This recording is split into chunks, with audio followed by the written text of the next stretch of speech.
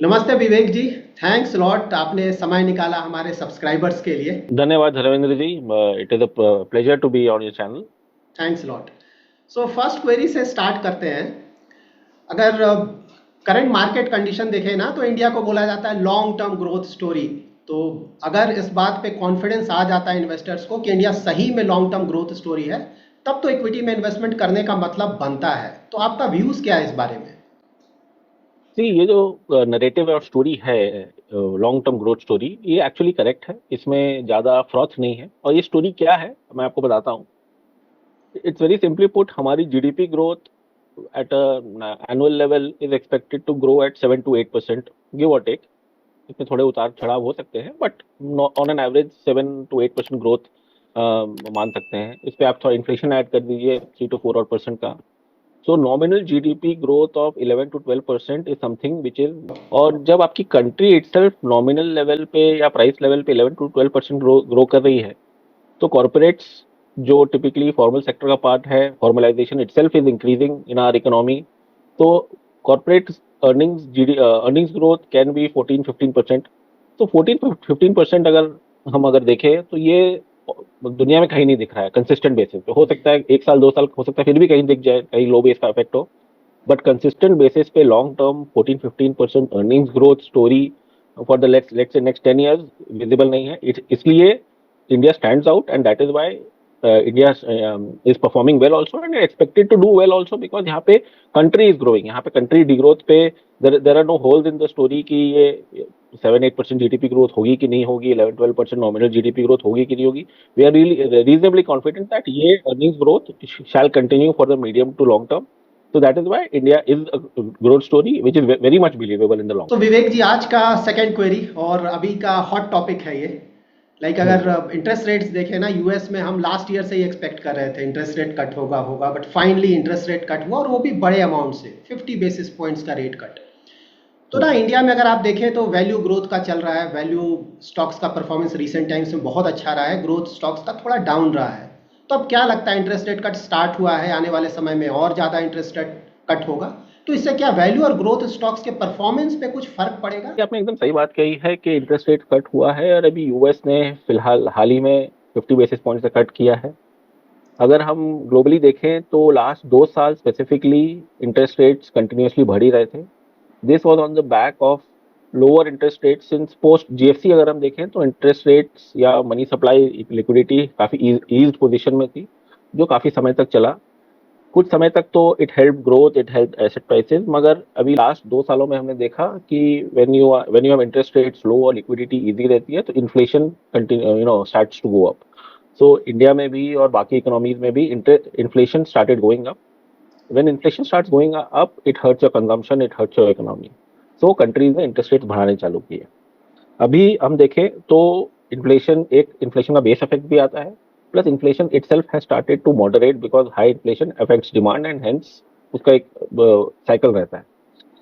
अभी जैसा लग रहा है, most of the economies western world में भी, डेवलप्ड वर्ल्ड में भी, एशिया में भी देखें और इंडिया में भी देखें, इंटरेस्ट रेट गिरने की संभावनाएं ज्यादा है। US is the main Bellwether अगर हम इंटरेस्ट रेट्स की बात करें, क्योंकि काफी सारी कंट्रीज एक इंटरेस्ट रेट डिफरेंशियल बना के रखना चाहते हैं यूएस के साथ, नहीं तो फ्लाइट ऑफ कैपिटल होता है। तो यूएस ने इंटरेस्ट रेट कट किया है। इंडिया में भी अगर इन्फ्लेशन एज एंड व्हेन जब वो कंट्रोल में आता है, अभी तो हल्का सा ज्यादा है, 4.5% के आसपास है। अगर वो 4 के क्लोजर टू 4 आता है या उसके नीचे जाता है, RBI would be more than happy to cut the rates. तो lower interest rates should be there, और the rate cut cycle in my opinion वो अभी चालू हुआ है।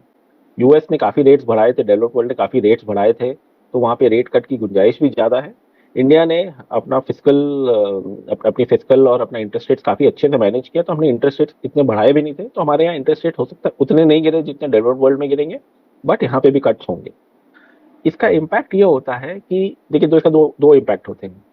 अगर इक्विटीज की हम बात करें, one of the valuation methods is let's say discounted cash flow या कॉस्ट ऑफ कैपिटल के बेसिस पे करते हैं। तो lower interest rate means lower risk free rate, lower risk free rate means आपके डिस्काउंटिंग रेट कम हो जाते हैं।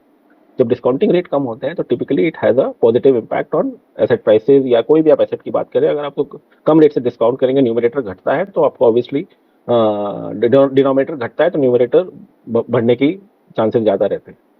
So it typically should help equities in a lower interest rate environment should help equities. अब इस इक्विटीज में भी typically जो growth stocks होते हैं वर्सेस वैल्यू स्टॉक्स होते हैं, उसमें growth is a equities is a long duration asset and growth stocks are even longer duration. अगर लॉन्गर ड्यूरेशन एसेट्स की बात करें, लोअर इंटरेस्ट रेट्स और lower cost of capital typically is more beneficial for them versus the let's say the value or the low duration assets. इसलिए interest rate cuts में आप growth equities as well as long duration debt में भी देखें तो उनको ज्यादा फायदा होने की आशंका है. इसी से रिलेटेड एक और क्वेरी. सो अगर आप म्यूचुअल फंड्स का परफॉर्मेंस देखें इंडिया में ना, तो बहुत टॉप क्लास के म्यूचुअल फंड कंपनीज, ज़्यादातर इक्विटी स्कीम्स का परफॉर्मेंस बहुत अच्छा सालों से, but because of this growth and value almost last 2.5 year से बहुत सारे अच्छे म्यूचुअल फंड स्कीम्स का परफॉर्मेंस काफ़ी हद तक डाउन हुआ है. और इनफैक्ट अगर आपके कुछ स्कीम्स को भी देखें तो लाइक फ्लेक्सी कैप और मिड कैप का परफॉर्मेंस बहुत अच्छा हुआ करता था, बट हाँ रिसेंट टाइम्स में वहाँ भी थोड़ा डाउनफॉल आया है.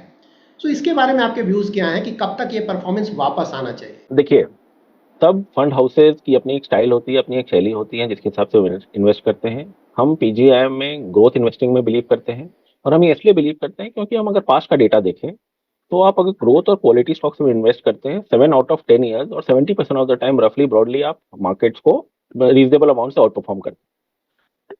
20% of the time the other style works well, 10% of time it's anybody's game. तो हिस्ट्री हमारे साथ है, हमारी जो इन्वेस्टमेंट स्टाइल है वो टाइम एंड टेस्टेड है. However, this trend was tested especially post COVID and more accentuated in FY24 जब हमने देखा कि जो दूसरे वैल्यू बकेट बोल लें या लो ग्रोथ स्टॉक्स बोल लें या लो पीई स्टॉक्स बोल लें, they did well and they did phenomenally well. while on an absolute basis हमारा परफॉर्मेंस रीजनेबल काफी ठीक था, बट ऑन रिलेटिव बेसिस देखें तो जो फंड हाउसेज या जो फंड मैनेजर्स ने दूसरे बकेट में अच्छे से इन्वेस्ट किया उनका परफॉर्मेंस हमसे बेटर था, ये मैं मानता हूँ. However, this is मेरे ओपिनियन में ये मोर फ्लैश इन द पैन है. अगर हम इक्विटीज पे आप जब इन्वेस्ट करते हैं तो आप लॉन्ग टर्म के लिए इन्वेस्ट करते हैं, और लॉन्ग टर्म में रिटर्न अच्छे बनने चाहिए. शॉर्ट टर्म में हमेशा फ्लक्चुएशन हो सकते हैं, कम ज्यादा हो सकते हैं, बट अगर लॉन्ग टर्म में देखें, if you stick to growth and quality style of investing you generally do well, and that is what we do. अगर हम लास्ट 3-4 महीने की बात देखें तो this style is definitely coming back. उसके काफी सारे एग्जाम्पल, हम ही नहीं, जो फंड हाउसेज इस स्टाइल में बिलीव करते हैं उनका परफॉर्मेंस भी सुधरा है. तो as it is also markets are also preempting the जैसे मैंने बताया, interest rate cuts are helpful for growth style of investing और in general long duration assets, so that is very beneficial. तो मैं ये कंसीड करते हुए कि लास्ट FY24 हमारे लिए हो सकता है उतना अच्छा नहीं रहा हो, but in general I would not be worried कि जो हमारी स्टाइल है, जो हमारा वे ऑफ इन्वेस्टिंग है, that works beautifully over the long term. उसके अभी इनिशियल साइन दिख रहे हैं, and I see no reason why it should not continue. Interest rates cut generally जारी ही रहेंगे, and at the same point of time the value bucket जो है उसका डेफिनेशन ये होता है कि वो रिलेटिवली चीप दिखते हैं, given the market rallies that has happened in the last 4 years post COVID, especially in FY24, वो बकेट इतना चीप नहीं रहा है. So there is no reason for that bucket to go up significantly from here on, and hence जो growth stocks है, जो हो सकता है उतना परफॉर्म नहीं किए हुए हैं, but they have a better earnings growth, that those stocks or those style of investing are expected to do much better than the other style. और अगर वैल्यूएशंस देखें विवेक जी, अभी तो ना बोला जा रहा है मिड कैप स्मॉल कैप के वैल्यूएशंस बहुत ज़्यादा हैं, माइक्रो कैप तो खैर दूसरे लेवल पे है, और large caps although slightly over valued हम बोल सकते हैं, वैल्यूएशन ठीक ठाक है फिलहाल. तो इस तरह के मार्केट कंडीशन में एक रिटेल इन्वेस्टर के लिए कहाँ इन्वेस्टमेंट करना रिलेटिवली बेटर होगा? देखिए, post COVID markets have given a runaway rally, and last year mid caps and small caps itself ने 60-65% रिटर्न दिया है. तो ये बात एकदम एविडेंट है कि valuation have gone up and they are not cheap. However, क्या सारे mid caps and small caps expensive है? Answer is no. Not all stocks have gone up significantly at the same level as some of the other stocks. As a portfolio manager, as a fund manager, आज के दिन में हम अगर long term के लिए invest करना चाहें तो उस बकेट में भी अपॉर्चुनिटीज हैं. What we need to be mindful of कि हम क्या वैल्यूएशन दे रहे हैं उनके लिए. जहां वैल्यूएशन है और अर्निंग ग्रोथ है, that is still an acceptable bucket. जहां वैल्यूएशन हाई है बट अर्निंग्स ग्रोथ या तो नहीं है या फिर बहुत शॉर्ट टर्म के लिए है, दैट इज अ बकेट जहाँ पे जिसको हम बोलते हैं ओवर वैल्यूएशन ज्यादा है. जब हम वैल्यूएशन की बात करते हैं, it is not only a number, इसको हमेशा ग्रोथ के साथ देखना चाहिए. जहां ग्रोथ ज्यादा है वहां वैल्यूएशन लाजमी है ज्यादा होगा, बट जहां ग्रोथ नहीं है या ग्रोथ बहुत ट्रांजिएंट है, वहां वैल्यूएशन ज्यादा, that is the risky bucket. So, अगर आज की बात करें, as you pointed out, large caps are relatively better, attractively valued. Mid caps and small caps are more expensive. But when I say expensive, there are pockets or micro bubbles in micro sectors जहाँ पे जो bubble zone में है, जहाँ पे valuation बहुत ज्यादा है और growth हो सकता नहीं है. अगर growth आती भी है, तो those are already baked in. So, and in the event तो आपका upside नहीं है. And in the event की अगर growth नहीं आई, तो उनका अर्निंग्स कट भी होता है, मल्टीपल डी-रेटिंग भी होगा, which is a double whammy that sectors और दो स्टॉक्स वुड से, उनको अवॉइड कर सके. एंड आज के दिन में अगर मेरे को मीडियम टू लॉन्ग टर्म के लिए एक स्मॉल कैप या मिड कैप पोर्टफोलियो भी बनाना है, that is very much possible.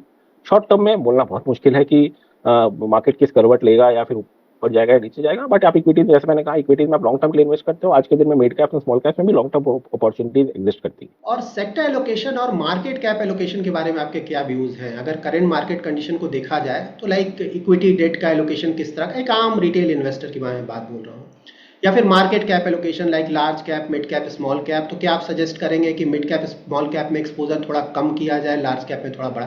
क्योंकि ये मिड कैप स्मॉल कैप आपको पता है ना, ज़्यादातर इन्वेस्टर्स लास्ट 1 ईयर का रिटर्न देखकर इन्वेस्टमेंट कर देते हैं. इसीलिए जो पोर्टफोलियोज हमारे पास आते हैं उसमें कई इन्वेस्टर्स का 100% इन्वेस्टमेंट है स्मॉल कैप मिड कैप में, जो कि बहुत वरिंग है. तो इसके बारे में आपके व्यूज़ क्या होंगे? आज के दिन में मैं ये सलाह नहीं दूंगा कि आप एक पोर्टफोलियो रखें जिसमें सिर्फ मिड एंड स्मॉल कैप हो, क्योंकि वहाँ पे इन जनरल वैल्यूएशंस, जैसा मैंने कहा, वैल्यूएशंस बढ़ गए and they have already given you very good returns. तो from a medium term perspective भी आज के दिन में the good product would be to have a product which is more large cap heavy. So a flexi cap या multi cap would be a better product to be in on a general basis. अगर आपका इतना लंबा view point नहीं है, अगर आप long term investor हो तो आपको सभी बकेट्स में इन्वेस्ट करना चाहिए, कोई बकेट को छोड़ना नहीं चाहिए. क्योंकि हम पास्ट का डेटा देखें तो it is very difficult to predict 1 साल या 2 साल में कौन सा बकेट अच्छा करेगा. पास्ट में किसी साल लार्ज कैप अच्छा करता है, किसी साल स्मॉल कैप अच्छा करता है, तो ये शॉर्ट टर्म को प्रेडिक्ट करना इट्स वेरी डिफिकल्ट. एंड अगर कोई शॉर्ट टू मीडियम टर्म जिसका व्यू है, उसको लार्ज कैप फोकस पोर्टफोलियो जैसे फ्लेक्सी कैप हुआ या मल्टी कैप हुआ, उस पर फोकस करना चाहिए. अगर आप लॉन्ग टर्म इन्वेस्टर हो तो सब बकेट्स में इन्वेस्ट करना चाहिए. SIP is the best way, क्योंकि आप वहाँ पे प्राइस एवरेजिंग भी करते रहते हो और टाइम एवरेजिंग भी करते रहते हो, तो दैट इज द बेस्ट वे. और एक और मैं सलाह देना चाहूंगा कि आज के दिन में इंटरेस्ट रेट्स गिर रहे हैं, गिरने की आशा पॉसिबिलिटीज है. सो थोड़ा फिक्स्ड इनकम, थोड़ा मीडियम टू लॉन्गर ड्यूरेशन भी पोर्टफोलियो में होना चाहिए. सो अगर इक्विटी प्रोडक्ट्स हैं या फिर कोई डेट प्रोडक्ट्स हैं जिसमें आपको medium to longer term duration मिल रहा है, या फिर products such as balance advantage या हाइब्रिड, एग्रेसिव हाइब्रिड, जहाँ पे पोर्टफोलियोज में medium to longer duration fixed income products हैं, दैट इज ऑल्सो है बेनिफिशियल. क्योंकि इंटरेस्ट जब गिरेंगे तो it is beneficial for fixed income, specially longer duration assets को ज़्यादा फायदा होता है. सो वो भी आपके पोर्टफोलियो में होना चाहिए.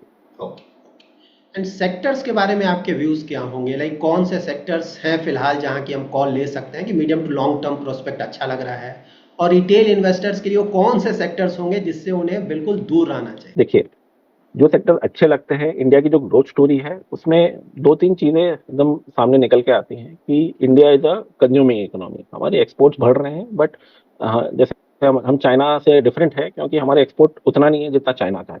So India being a consumption economy, consumption is a sector that is likely to be evergreen till the for next 10-20 years. Consumption में भी consumer discretionary वो segment है that benefits a lot because India is a growing economy. आपकी GDP grow करती है, आपकी per capita income grow करती है. तो एक household की, एक व्यक्ति की जब income बढ़ती है तो उसके जो basic needs हैं उसकी consumption उतनी नहीं बढ़ती है जितनी डिस्क्रिशनरी आइटम्स की बढ़ती हैं, जो पहले या तो अनअफोर्डेबल थी या अवेलेबल नहीं थी. सो डिस्क्रिशनरी वन सेगमेंट जो मेरे को लगता है it will continue to do reasonably well given the fact India is a growing economy और यहाँ पे डिस्पोजेबल इनकम बढ़ रहे हैं. That is one sector that I think has a very good long term potential. Second is health care. Health care is a segment जहाँ पे बहुत सारे आपको तरह तरह के सब सेक्टर्स हैं. आपके पास हॉस्पिटल्स है, इंडियन फार्मा कंपनीज है, यूएस जेनरिक फोकस कंपनीज है, manufacturing and research focus companies है. तो ये अलग अलग सेगमेंट्स के अलग अलग ग्रोथ ट्रेजेक्टरी है. But this is one segment जहाँ पे इंडिया में जैसे लाइफस्टाइल डिजीज बढ़ रही है, इंडिया हेल्थ अवेयरनेस काफी बढ़ रही है, हेल्थ इंश्योरेंस पेनिट्रेशन बढ़ रहा है.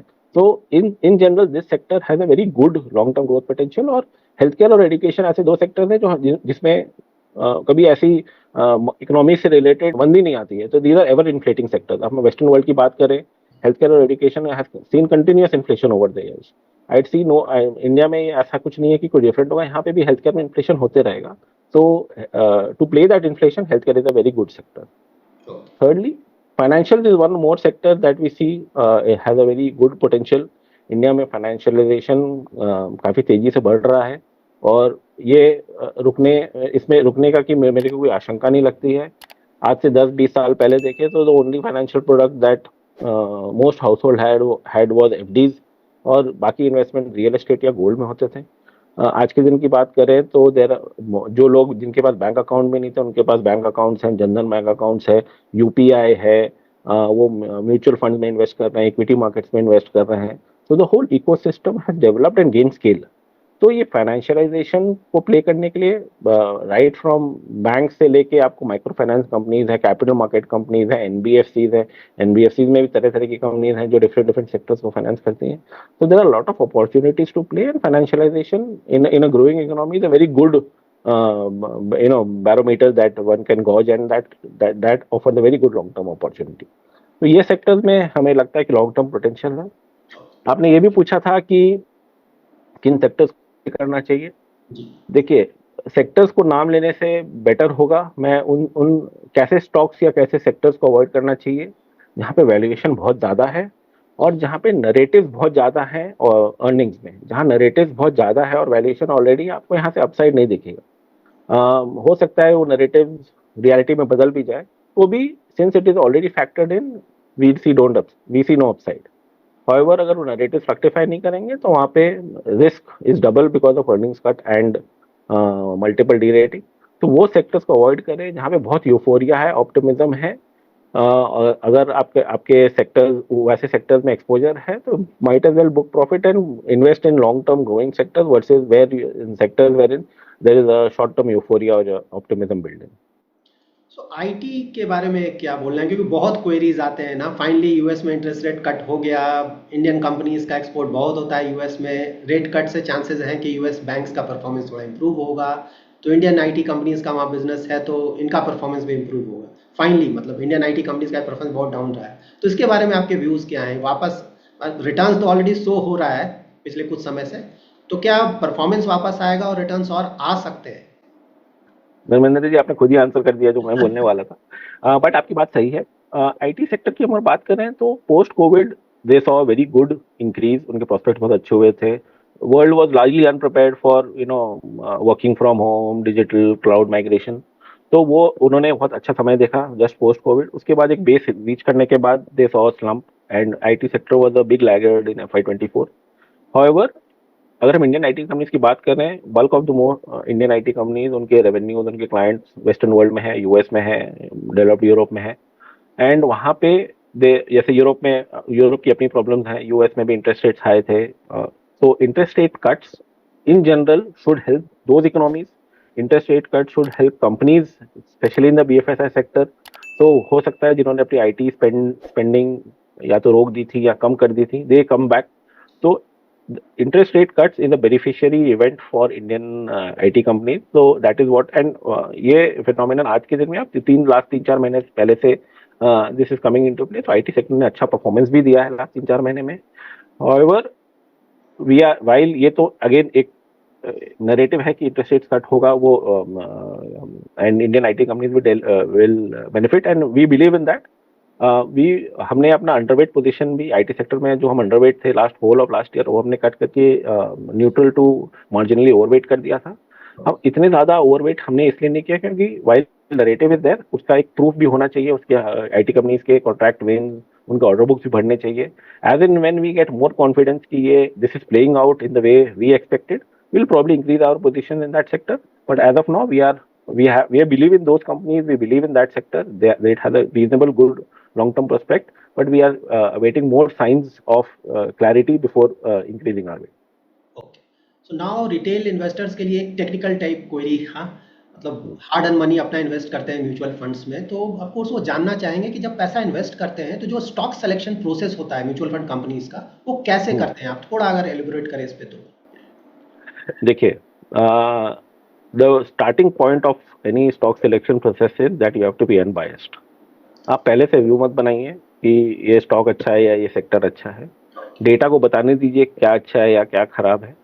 तो हम स्टार्ट करते हैं, सिंस हमारे लिक्विडिटी कंस्ट्रेंट्स है तो हम लोग एक मार्केट कैप के नीचे नहीं जाते हैं। So let's say all the companies which are, जिनका मार्केट कैप 1000 करोड़ से ज्यादा है, वो लिस्ट निकालने के बाद हम हर कंपनीज को डायसेक्ट करते हैं कि उनका पास्ट में growth, let's say sales growth, gross profit growth या नेट प्रॉफिट ग्रोथ कैसा रहा है, और फ्यूचर में कैसे रहने की आशंका है, और उनका आरओई प्रोफाइल पास्ट में कैसा रहा, फ्यूचर में कैसे रहने की आशंका है।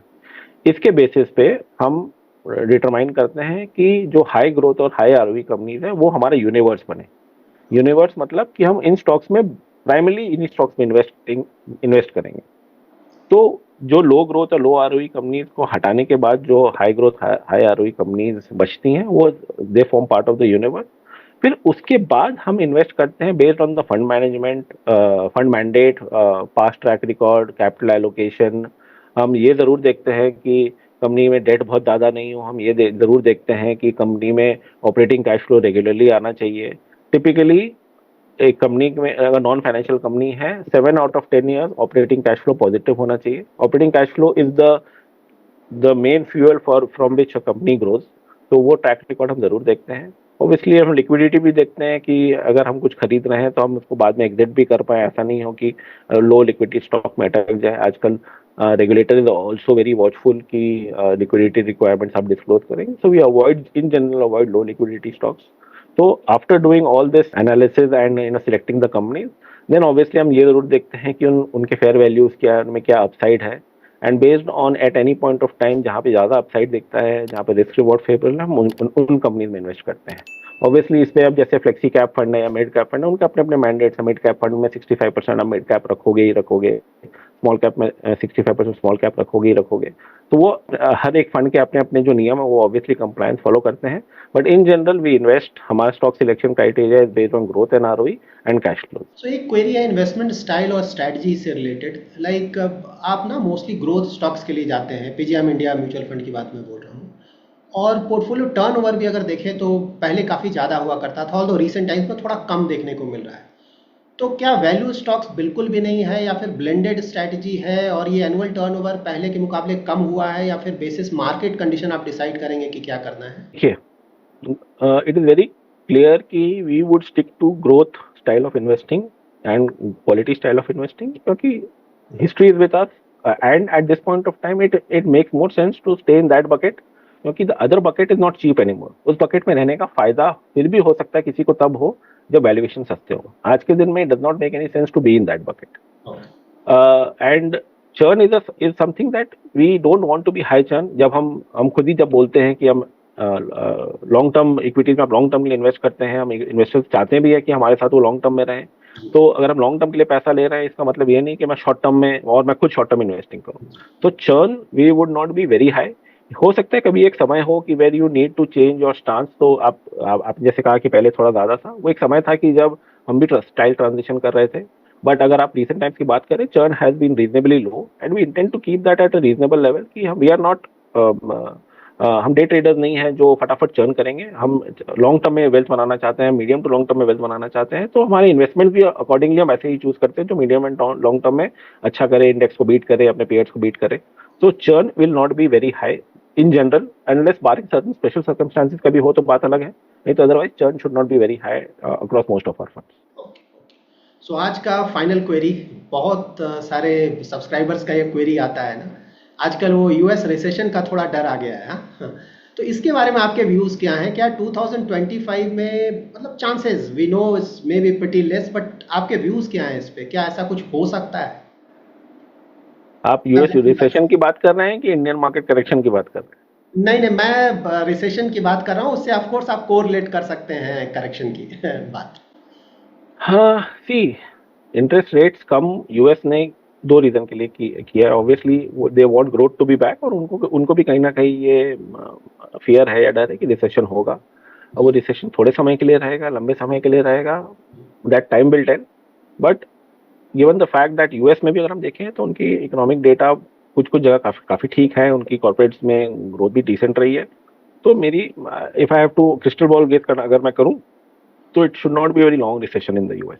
ओके। हाउएवर, जैसे आपने एक करेक्शन की बात की या फिर इंडियन मार्केट्स की बात करी, जब आप एक साल में 60-70% रिटर्न अगर मार्केट्स में अगर बनते हैं, specially in certain buckets, there is a possibility that we may have borrowed some return from the future, and but that this is again a short term phenomena. अगर आप लॉन्ग टर्म इन्वेस्टर हो, there will be जहाँ पे आप काफी अच्छा plus रहोगे, हो सकता है कभी नेगेटिव भी रहो, बट अगर लॉन्ग टर्म इन्वेस्टर हो और इंडिया की ग्रोथ स्टोरी इंटैक्ट है, लॉन्ग टर्म में वेल्थ क्रिएशन इंडिया में जरूर होगा। That is a more convincing and unshakeable story.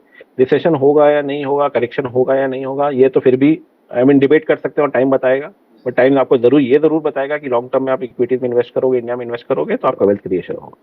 Okay, तो आप इन्वेस्टर्स को ये सुझाव देंगे कि लॉन्ग टर्म तक बने रहें, ये जो इवेंट्स है वो आते जाते रहेंगे, बट आइडियली उन्हें बने रहना चाहिए। Equities is only asset class जहाँ पे शॉर्ट टर्म में वॉलेटिलिटी ज्यादा रहती है, बट लॉन्ग टर्म में वॉलेटिलिटी अपने आप कम हो जाती है। तो you should invest in low volatility and high return products, which equities is perfect example. But यहाँ जरूरी है कि आप लॉन्ग टर्म में इन्वेस्ट करें, शॉर्ट टर्म में उतार चढ़ाव हो सकते हैं। थैंक्स लॉट विवेक जी, आपने समय निकाला हमारे सब्सक्राइबर्स के लिए। आई होप काफ़ी ज़्यादा वैल्यू एडिशन हुआ है। Thanks lot. Thank you Dharmendra, it is a pleasure to be in channel. आपके निवेशकों के लिए भी आखिरी सुझाव यही रहेगा, इक्विटीज में बने रहें, सिप करते रहें, लॉन्ग टर्म में इन्वेस्ट करते रहें। That is a sure shot and a good way of investing. So best of luck to all your subscribers and